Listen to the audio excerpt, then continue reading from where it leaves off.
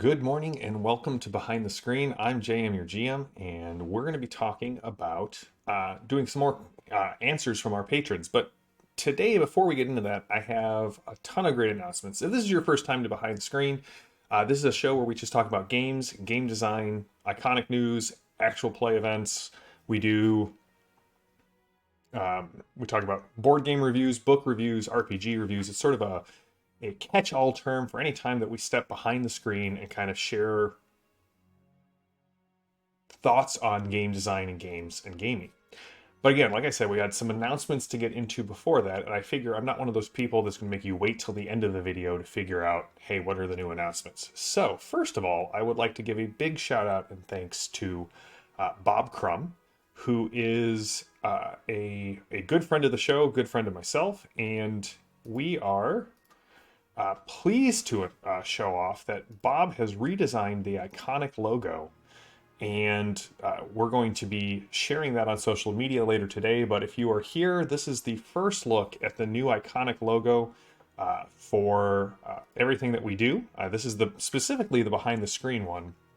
We're going to be doing a lot of other things with the logo. We've got some new art that we're going to be sharing off as we go forward because it does look great on there, Bob. I really appreciate this. If you aren't familiar with Mr. Bob Crumb, go over and check out his Twitch channel.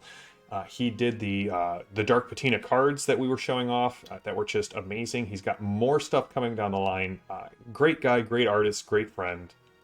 Check him out. Which brings me to my second announcement. So we have been hinting for about the last month that there's going to be a new show on Iconic. A new show that we were going to start streaming. And it is with great pleasure today that I am announcing the new show that we are going to be doing. And that is,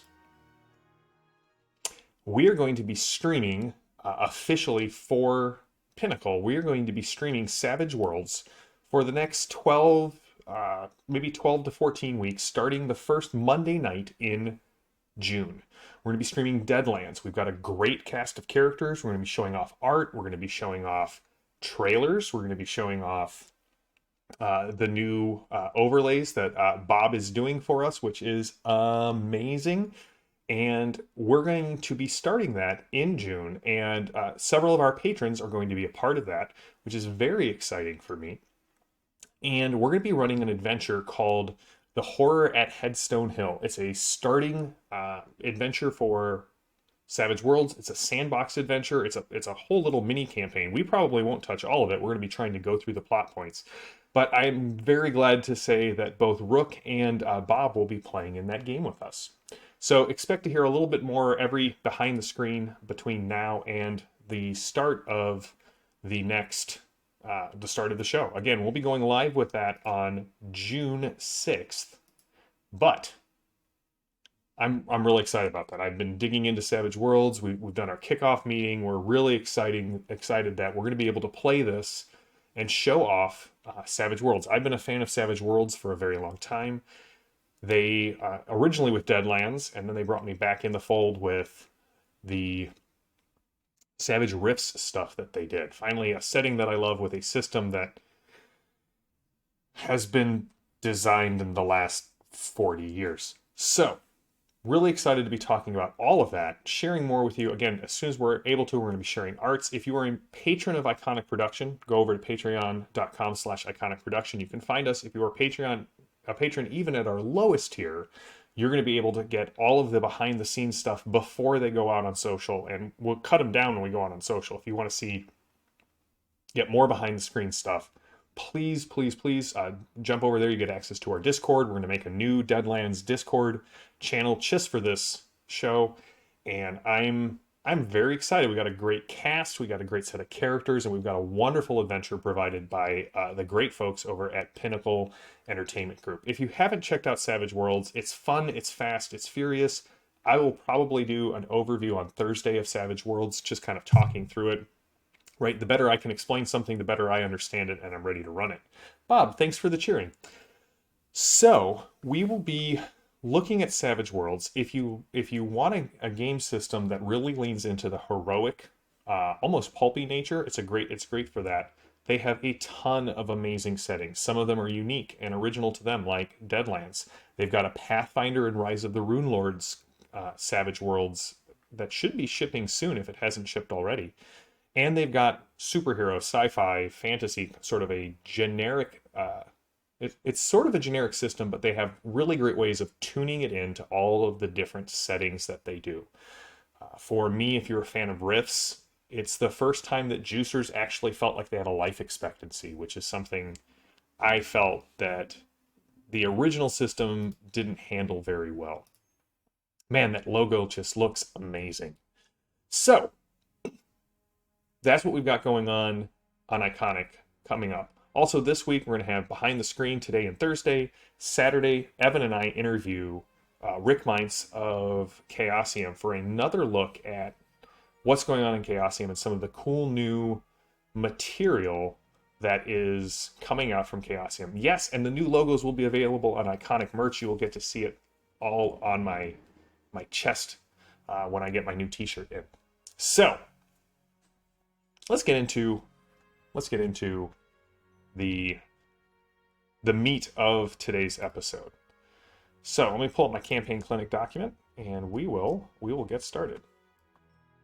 So, Restar asked, how do you recognize your players' patterns and then reward and challenge them? One of the best possible ways to do this is to figure out what kind of player they are.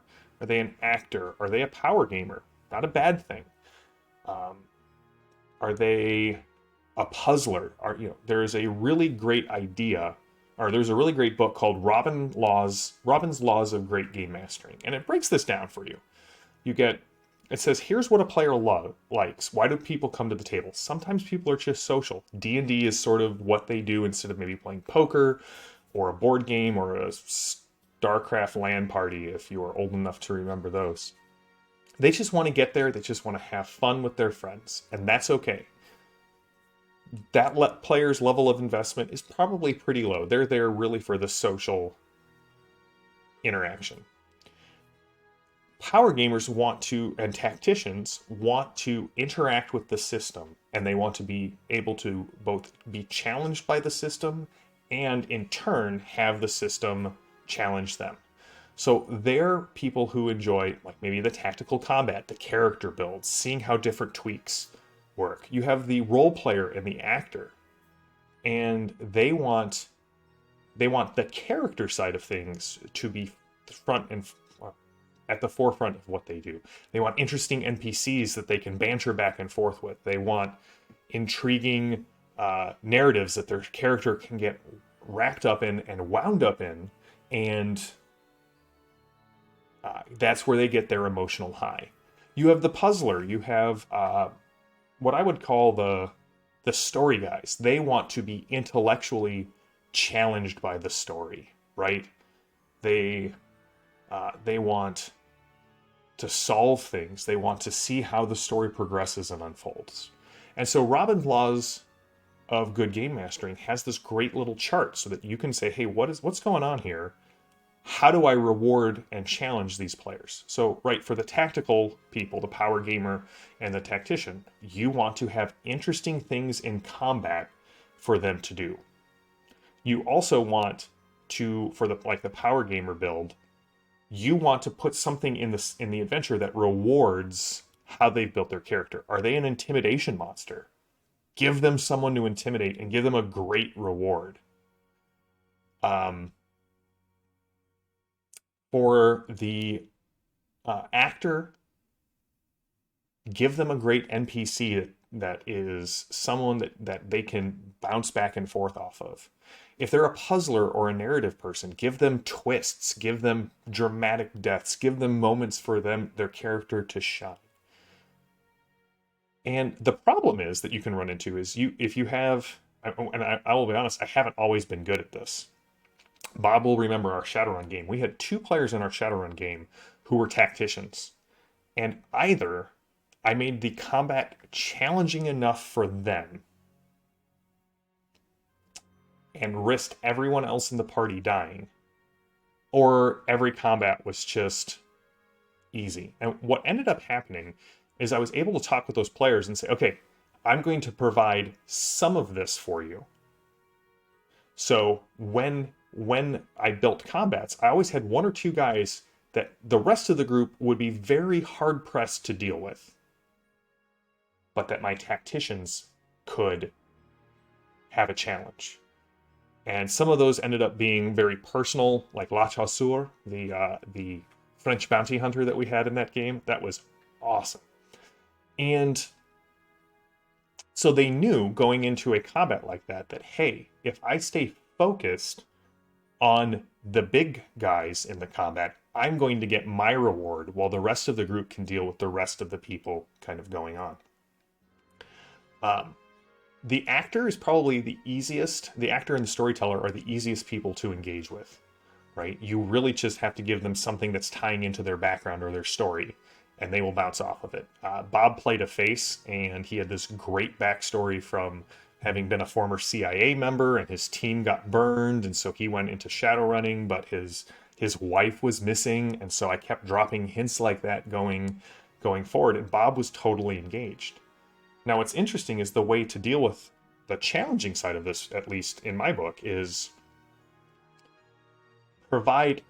Richard, who's a member of the Grand Campaign, has this great saying where he says, combat is role-playing if you're doing it right. Right? So for Bob, I was able to put members of the people who burned him in combats, and suddenly Bob wanted to fight those people, and he definitely wanted to capture them so he could interrogate them. Oh man, that Shadowrun game, the Shadowrun game and the Burning Wheel game are like seared, and the Exalted game are seared into my memory.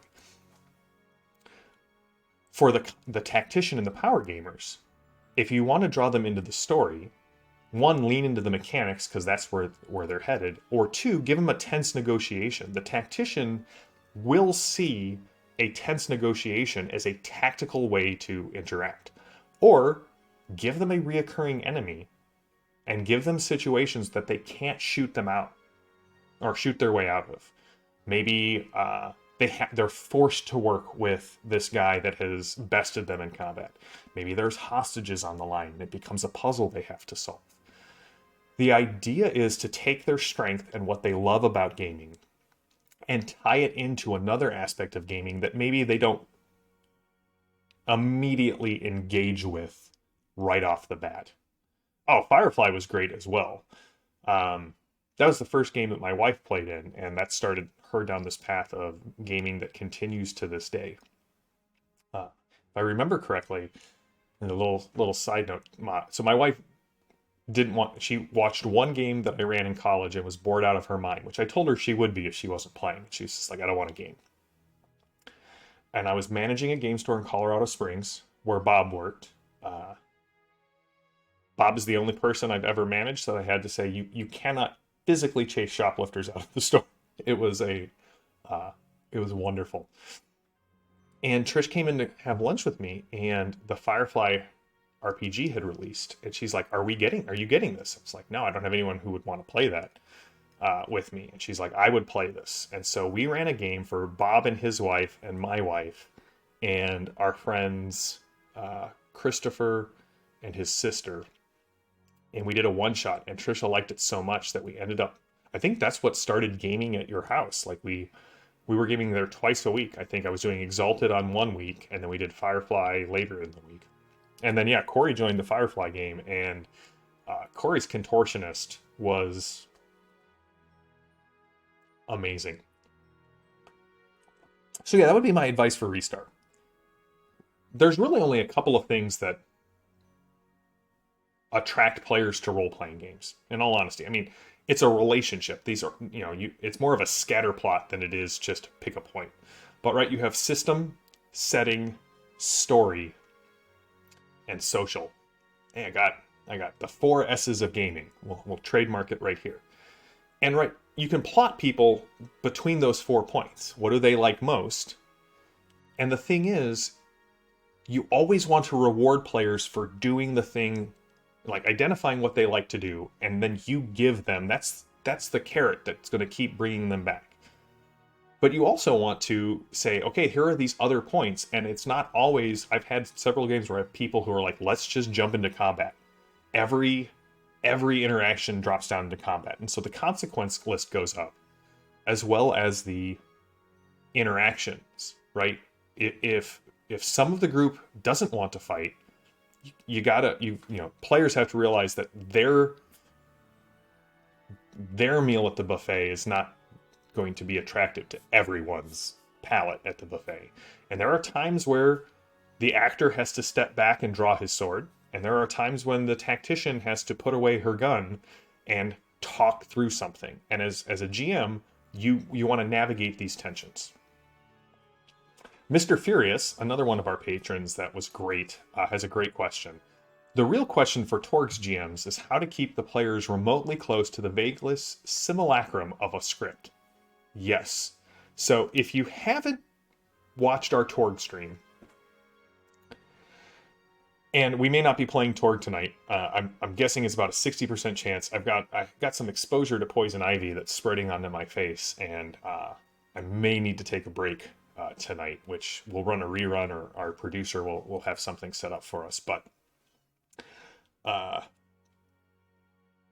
Torg is very difficult to plot as a GM. And I'm just going to say that, right? All games, no plot survives contact with the enemy. I mean, the players, right? We all have had that happen. If you've GM'd at all, you know there are really like 3 outcomes. The players pick up the plot stick and run with it. The players go, ooh, squirrel, and go running off into the swamp that you didn't have prepared. Or you beat them with the plot stick until they move along. This one's not great.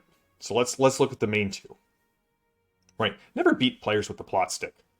Always just make a consequence list. Oh, hey, there's bandits out in the west. Yeah, we're actually going to go deal with this, we're going to go see what's off the map. Cool. Well, then when they come back to the town, the bandits have raided it, and they go, oh, things keep moving in the world. If we don't deal with something now, it will become a bigger problem later. That's my solution.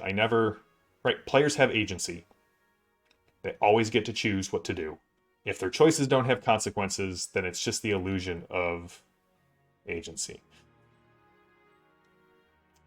So with Torg, what's really interesting about Torg is because it's so action movie oriented, with the cards and the possibilities and the interaction attacks, it's very hard to plot a session. Like, for example, in the Fate 5 game, we ended the scene with them fleeing from a military base that they had just ignited. And I was like, cool, we're going to do a chase scene. But like 2 rounds into the chase scene, the group decided they were going to turn the Zeppelin around and fly it into the burning military base and cause it to explode. I could not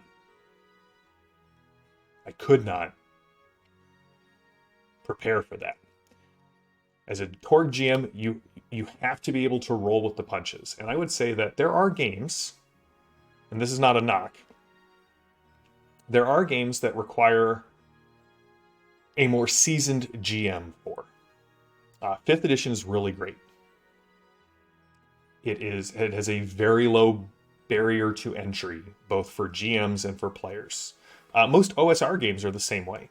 They're rules light, and they're easy for both. Coville did a whole series on this. Is how Coville started, right? You can play D&D tonight. You just need a dungeon. Let me walk you through the Delian Tomb. That's it. That's all you need with it. With D&D, you need a dungeon and some characters. The starter box, any game that provides a starter box helps lower the barrier to entry.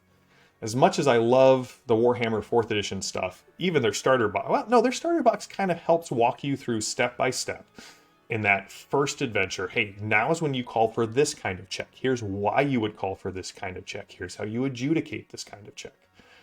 The new Zweihander starter box should be in my hands later this summer, and we are definitely doing reviews of the new Zweihander starter box and Blackbirds when it comes out. I'm so excited for Blackbirds. Bob, have I told you about this game?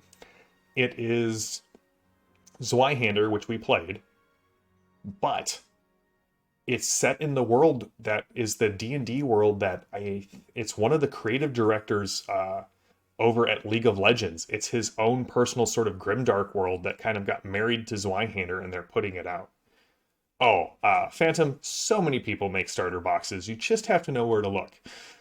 Basically, Chaosium has one for each of their lines, and they're in the RuneQuest starter box. You could go check out Exploring Glorantha and look at our review of the RuneQuest starter box. It's brilliant. They've got a Call of Cthulhu one, and they're revising it to bring it up to their new kind of quality standards. They're planning on doing one for Pendragon, which I'm very excited about. Zweihander has one. All of the Warhammer, or all of the Cubicle 7 Warhammer stuff have starter boxes. I just got the Soulbound one in. I may do a review of that because that's another great one to get in and get into. So yeah, yeah. I think starter boxes are a great low entry barrier or low barrier of entry into the hobby. The Pathfinder 2 starter box is amazing, and it's got like 100 pawns in there as well as I think Pathfinder 2, Paizo did it right.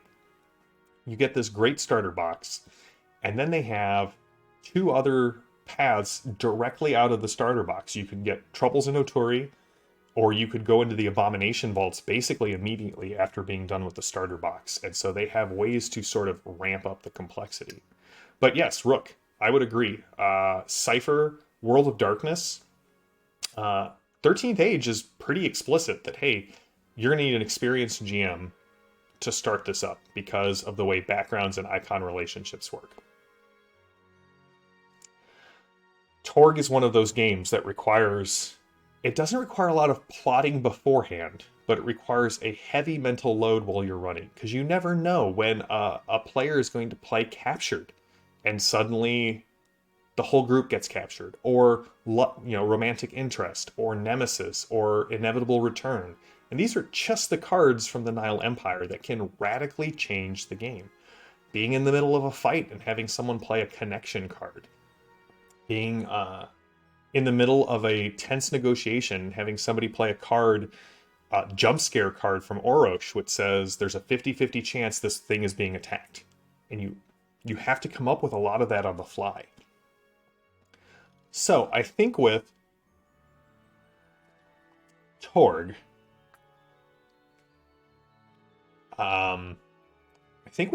the best way to do it is to have a good idea of where the scene is starting, where the session is starting, and good time limits on things. And what I mean by that is, right, everybody likes throwing around the Gygax quote of, without meticulous time records, your campaign has no meaning, or something along, I'm paraphrasing.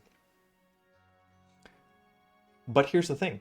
My group knows, the Fat Five knows, they got less than 48 hours to deal with an attack on a hard point.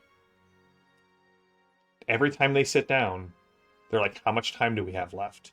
They know they know the plot's continuing on. They know that at someday in the near future, a Storm Knight's going to be publicly executed in the Tharkold district, and that they have to keep trying to get into the Tharkold district. They know these things are continuing. So even when they go off script a bit, or a lot, and return a Zeppelin to a sender with Kaboom, they know that there's a ticking time clock, and that helps draw players back in. I think that's probably the best piece of advice I could give GMs for how to keep players on track, if you will. A conversation is boring until we see a bomb under the table with a time counting down. I think Hitchcock talks about this. Suddenly there's tension in the scene. Give your players time limits on things. Be like, hey, you guys don't have to go, hey, there's this goblin tribe in an old ruin. There's a blood moon coming up, and we know that goblins tend to do rituals under a blood moon. Okay, well, now they have a time limit. Do we go investigate this, or do we let this go, knowing that they may be doing something in the future? Yeah, and the thing with the romantic interest, Bob, I see your comment down there. With Torg, it can develop like that. because there is a card that creates a romantic interest between the PC and an NPC. And the thing I like most about that is that it's player driven. It's not GM driven. It's not like the NPC is flirting, or it's a player card that says they want to buy into this. Let's see how this happens. But I think that Rook and Phantom also have some good advice, right? Take it slow. And I mean, here's the other thing. We always talk about playing to your table's comfort.